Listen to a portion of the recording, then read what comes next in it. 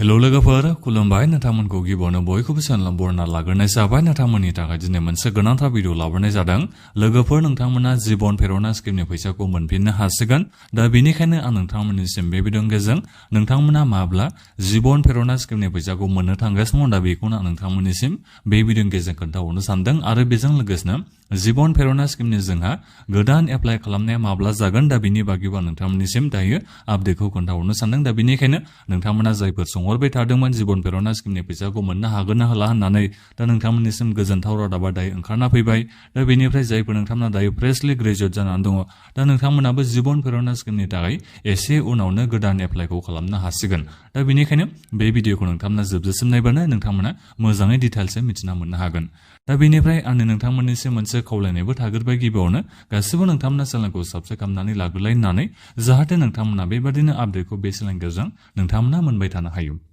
जोंहा मैयासो आसामनि केबिनेटआव माखासे डिसिसनखौ लानाय जादों दा बेवहाय जोंहा डिसिसनखौ लानाय जाबाय जे नैबे जिबन प्रेरणा स्किमनि थाखाय जोंहा दायो एप्रुभेलखौ खालामनाय जाबाय 118.58 कौटि थाखाखौ दायो एप्रुभेलखौ खालामनाय जाबाय 2026-27 फाइनान्सियेल इयारनि थाखाय दा बेनिफ्राय बे जिबन प्रेरणा स्किमनि फैसाखौ जायफोर नोंथांमोना मास मोननै नोंथांमोना मोननो हादोंमोन फेब्रुवारि मार्च बे मास मोननैयावल'सो नोंथांमोना मोनदोंमोन दा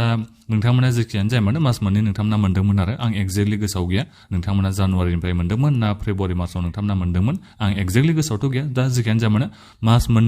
मास मोननैनि थाखायल'सो नोंथांमोननिसिम फैसाखौ सोना हरनाय जादोंमोन दा बे फैसाखौ जायफोर नोंथांमोना माने दायो मोनबावनांगौ दङ दा नोंथांमोना बेखौ माला मोननो हागोननो नैबे सेप्तेम्बरनि गिबि सप्तायाव नोंथांमोना मोननो हासिगोन डेटखौ दिनैबो कनफार्म खालामनाय जायाखै चिफ मिनिस्टार बिथाङा बेखौ नोंथांमोननिसिम मैया बुंखाबाय आरो नैबे सेप्तेम्बरनि गिबि सप्तायावनो नोंथांमोननिसिम नैबे जिबन प्रेरणा स्किमनि फैसाखौ सोना हरनाय जासिगोन एबा बेखौ रिलन्च खालामफिननाय जासिगोन होननानै नोंथांमोननिसिम बेखौ दायो बुंनानै होनाय जाबाय दा बेनिखायनो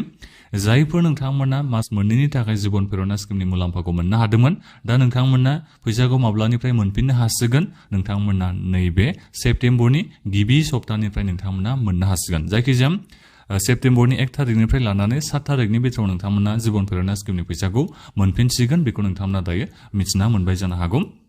दा बिनिफ्राय गोदान एप्लाइया माब्ला जागोन दा बे जिबन प्रेरणा स्किमनि जोंहा गोदान एप्लाइनि बागै बे चिफ मिनिस्टार बिथाङा बेखौ सेप्तेम्बरनि गिबि सप्तायावनो एनाउन्समेन्ट खालामना होगोन नाथायबा बेनि आरो बाथ्राया नभेम्बर मासावसो जागोन बायदिखौ आं बेखौ सानदों थांनाय बोसोराव जोंहा जिबन प्रेरणा स्किमनि एप्लाइ खालामनाया नभेम्बर मासावनो जादोंमोन नालाय दा बेनिखायनो देग्लाय बोसोरावबो जिबन प्रेरणा स्किमनि गोदान एप्लाइया आं नभेम्बर मासफोरावनो जागोनखौ आसाखौ खालामनाय जादों दा जेखियानो जाया मानो नोंथांमोना दायो मिथिना मोननो हाबाय जिबन प्रेरणा स्किमनि फैसाखौ नोंथांमोना मोनफिननो हासिगोन सेप्तेम्बरनि गिबि सप्तायाव जायफोर नोंथांमोननि बेंक एकाउन्टआ आधारजों लिंक जानाय दा नोंथांमोनाल'सो मोननो हागोन दा बेनिखायनो जायफोर नोंथांमोननिया जुदि दाबो आधार कार्डआ बेंक एकाउन्टजों लिंक जायाखैबा गोख्रैनो गावबागावनि बेंकआव नोंथांमोना थांनानै लिंक खालामना लाहैथारबानो जाबाय नङाबा नोंथांमोना जिबन प्रेरणा स्किमनि फैसाखौ मोननो हानाय नङा नैबे सेप्तेम्बरनि गिबि सप्तायाव मानो होनोबा नोंनि बे आधारजों लिंक थानाय बेंक एकाउन्टआवसो दायो नैबे जिबन प्रेरणा स्किमनि फैसाखौ सोना हरनाय जासिगोन दा बेजों लोगोसेनो जोंहा जिबन प्रेरणा स्किमनि थाखाय गोदान एप्लाइबोथ' जासिगोन नालाय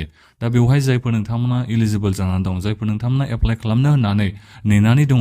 दा नोंथांमोनाबो गावबागावनि आधार कार्डखौ गिबियावनो लिंक खालामना लाग्रोलायबानो जाबाय जुदि नोंनिया लिंकआ नङाबा नोंथांमोना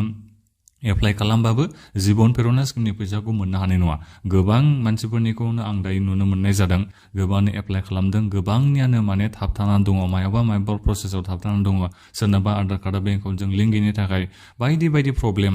सोरनाबा इनस्टिटिउसनावनो थाबथानानै दं बायदि जाहोननि थाखाय जोंहा माने बेबायदि प्रसेसआ थाबथानानै थायो दा बेनिखायनो जायफोर फरायसाफ्रा दायो गोदान एप्लाइखौ नभेम्बर मासफोरनिफ्राय जेब्ला जागोन अब्ला नोंथांमोना एप्लाइ खालामगोन नालाय दा बै समाव जाहाथे नोंथांमोननि बे एप्लिकेसना जेरावबो थाबथा बेबादि जाया फैसा हाबनायाव जेबो प्रब्लेम जाया दा बिनि थाखाय गासिबो खामानिखौ नोंथांमोना मावनानै लाबानो जाबाय जेरै आधार कार्डखौ बेंक एकाउन्टजों लिंक खालामनायखौ मोजाङै खालामना ला दा बिनिफ्राय अनलाइन एप्लाइसो नोंथांमोना खालामनांगौ नालाय जिबन प्रेरणा स्किमनि थाखाय दा बे अनलाइन एप्लाइआवबो नोंथांमोना मोजाङै एप्लाइखौ खालामना होनो नांगोन दा बिनिफ्राय अनलाइन एप्लाइ खालामखांनायनि उनाव नोंथांमोना मोनसे प्रिन्ट आउट मोननो हायो अनलाइन एप्लाइखौ साबमिट खालामखांनायनि उनाव दा बे जा प्रिन्ट आउट नोंथांमोना मोनो बेखौ नोंथांमोना कलेजाव साबमिट खालामहैनो नांगौ गावबागावनि कलेज एबा इउनिभारसिटियाव नोंथांमोना बेखौ साबमिट खालामना हैनो नांगौ आरो दा बेखौ नोंथांमोना मावनो नांगोन गोबांनो साबमिट खालामना हैनो थाखायबो नोंथांमोना